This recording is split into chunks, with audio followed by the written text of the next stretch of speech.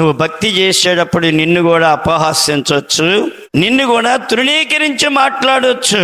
దీనికేదో పిచ్చి పట్టిందిరా బాబు, దేవుడా దేవుడా దేవుడా దేవుడా అనుకుని ఏంటి దేవుడేంటి అని వారు నిన్ను విమర్శించవచ్చు. కానీ ఒకనాటికి వారు మండుచున్న వేడిమి గల అగ్నిగుండములో పాలు పొందుతారు. షాపు తీసేసి 2010లో రేపలలో స్థలము కొని మందిరమేసి ఆ మందిర ప్రతిష్ఠ ఆరాధనకి అక్కడ అందరికీ పాంప్లెట్స్ ఇచ్చినప్పుడు వారందరూ ఏమన్నారు?